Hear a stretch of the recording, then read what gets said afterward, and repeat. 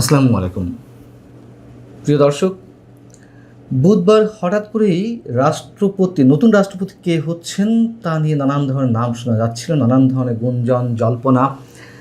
বেশ কিছু নাম শোনা যাচ্ছে নতুন রাষ্ট্রপতি হিসেবে, কিন্তু তার মধ্য দিয়ে আরও বেশি জটিল এবং আরও ভয়ঙ্কর যে বিষয়টি তা হচ্ছে যেটি শোনা যাচ্ছে যে ডিপ স্টেটের পরিকল্পনা অনুযায়ী, অথবা কেউ কেউ বলছেন সরাসরি পাকিস্তানের গোয়েন্দা সংস্থা আইএসআইয়ের পরিকল্পনা অনুযায়ী নতুন রাষ্ট্রপতির হিসেবে কাউকে নিয়োগ দেওয়া হতে পারে। আমরা এসবের সত্য মিথ্যা কিছুই জানি না, তবে যা কিছু ঘটছে তার অনেক কিছুই তো আমাদের সামনে অনেক বড় বিস্ময় চিহ্ন হয়ে দাঁড়িয়ে আছে, প্রশ্নবোধক চিহ্ন হয়ে দাঁড়িয়ে আছে।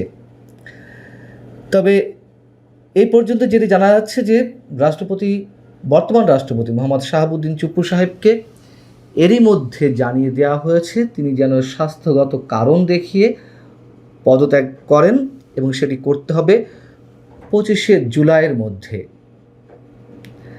আবার কেউ বলছেন যে তিনি এরই মধ্যে পদত্যাগপত্র জমা দিয়ে দিয়েছেন। তারিখ যেটি জানা যাচ্ছে 21শে জুলাই তিনি নাকি পদত্যাগপত্র এরই মধ্যে দিয়ে দিয়েছেন, এবং তিনি সিঙ্গাপুরে স্থায়ীভাবে বসবাসের পরিকল্পনা নিয়েছেন, টার্গেট নিয়েছেন। যেহেতু বিএনপির মধ্য থেকে যাদেরকে রাষ্ট্রপতি হিসেবে মনোনয়ন দেওয়া হবে বলে জানা যাচ্ছিল, তার মধ্যে এগিয়েছিলেন ডক্টর আব্দুল মঈন খান, নাম শোনা যাচ্ছিল ডক্টর খন্দকার মোশাররফ হোসেনের, নাম শোনা যাচ্ছিল মির্জা ফখরুল সাহেবের। কিন্তু হঠাৎ করে যে নামটি আমাদের সামনে এলো, বা যে নামগুলো আমাদের সামনে এলো, তার মধ্যে এক নম্বরে রয়েছে বর্তমান মন্ত্রিপরিষদ সচিব নসিমুল গনির নাম। আরও একজনের নাম শোনা যাচ্ছে আব্দুস সাত্তার সাহেবের নাম। আরও একজনের নাম শোনা যাচ্ছে একজন দণ্ডপ্রাপ্ত যুদ্ধাপরাধীর সন্তানের নাম। আব্দুস সাত্তার বর্তমানে প্রধানমন্ত্রীর মুখ্য সচিব হিসেবে কাজ করছেন। আওয়ামী লীগ সরকারের সময় তাকে রিটায়ারমেন্টে পাঠানো হয়েছিল। নসিমুল গনি সাহেব, এই ভদ্রলোককে নিয়ে নানান ধরনের কথা তো রয়েছেই, এবং নিঃসন্দেহে তিনি মিস্টিরিয়াস পারসন। 2013 সালে তাকে চাকরি থেকে অবসরে পাঠানো হয় আওয়ামী লীগ সরকারের সময়। 2024-এর 5 আগস্টের গণঅভ্যুত্থানের পর তাকে ফিরিয়ে আনা হয় সরকারি চাকরিতে। রাষ্ট্রপতির কার্যালয়ের জনবিভাগের সিনিয়র সচিব হিসেবে তাকে নিয়োগ দেওয়া হয়। খেয়াল করুন যে কোত্থেকে কোথায় যাচ্ছে।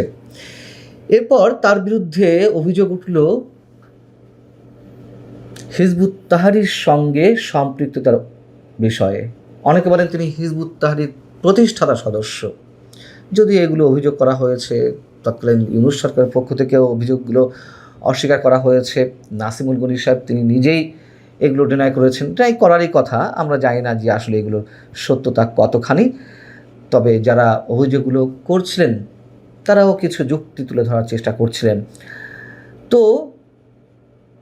তাকে যখন রাষ্ট্রপতির কার্যালয়ের জনবিভাগের সিনিয়র সচিব হিসেবে নিয়োগ দেওয়া হলো, পরবর্তীতে তাকে স্বরাষ্ট্র মন্ত্রণালয়ের মতন খুবই গুরুত্বপূর্ণ একটা মন্ত্রণালয়ের সিনিয়র সচিব হিসেবে বদলি করা হলো। তারপর কি হলো? আরও আশ্চর্য বিষয়, 2026-এর 12ই ফেব্রুয়ারির নির্বাচনের পর বিএনপি সরকার গঠনের আগেই, অর্থাৎ ডক্টর ইউনূস সরকার থাকাকালীন সময়ে তাকে নতুন সরকারের মন্ত্রী পরিষদ সচিব হিসেবে চুক্তিভিত্তিক নিয়োগ দেওয়া হলো। তার এই চুক্তিভিত্তিক নিয়োগ দেওয়া নিয়েও নানান ধরনের প্রশ্ন উঠেছে তখন, যে সচিব পর্যায়েও হয়তো কাউকে চুক্তিভিত্তিক নিয়োগ দেওয়া যেতে পারে, কিন্তু মন্ত্রী পরিষদ সচিব হিসেবে কাউকে চুক্তিভিত্তিক নিয়োগ দেওয়া হতে পারে, এটির পক্ষে বিপক্ষে নানান ধরনের মতামত গড়ে উঠছিল। তা সত্ত্বেও তিনি থেকে গেলেন, মন্ত্রিপরিষদ সচিব হিসেবে এখনও রয়েছেন।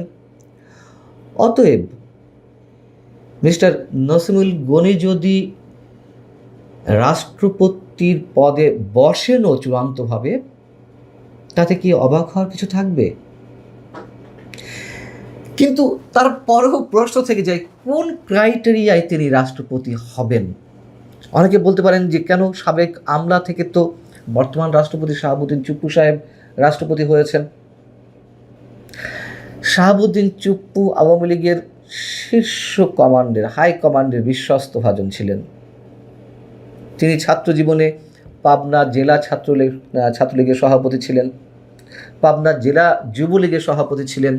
তিনি বঙ্গবন্ধুর হত্যাকাণ্ডের পর কারাবরণ করেছেন এবং সর্বোপরি সাবেক প্রধানমন্ত্রী শেখ হাসিনার একজন বিশ্বস্ত মানুষ দরকার ছিল, যিনি আপাদমস্তক তার অনুগত থাকবেন। তাকে তো আমরা শেখ হাসিনার পা ছুঁয়ে সালামও করতে দেখেছি। সেই ব্যক্তিকেই শেখ হাসিনা রাষ্ট্রপতি নির্বাচন করলেন, যদিও বা যেদিন তার নাম ঘোষণা করা হলো সেদিন আওয়ামী লীগের শীর্ষ পর্যায় থেকে শুরু করে তৃণমূলের নেতাকর্মীরা সবাই অবাক হয়েছিলেন যে শাহাবুদ্দিন চুপ্পু সাহেব কিভাবে রাষ্ট্রপতি হন।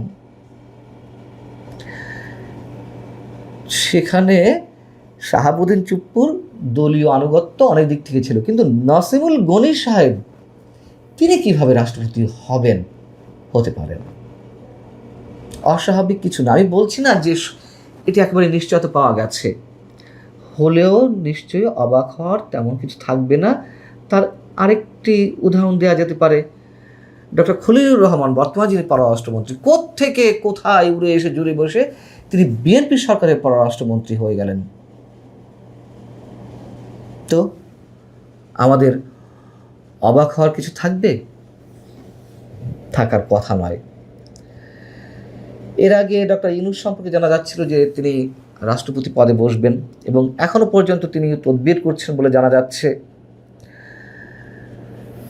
যদি সত্যি সত্যি দলের বাইরে থেকে, বিশেষ করে সাবেক বা বর্তমান আমলাদের মধ্য থেকে কাউকে রাষ্ট্রপতি হিসেবে নিয়োগ দেওয়া হয়ে থাকে, তিনি যেই হন না কেন, আমাদের ধরে নিতে কোনো সমস্যা হবে না ডিপ স্টেটের নানান ধরনের প্ল্যানিং অথবা পার্শ্ববর্তী কোনো রাষ্ট্রের বিশেষ কোনো গোয়েন্দা সংস্থার নীল নকশা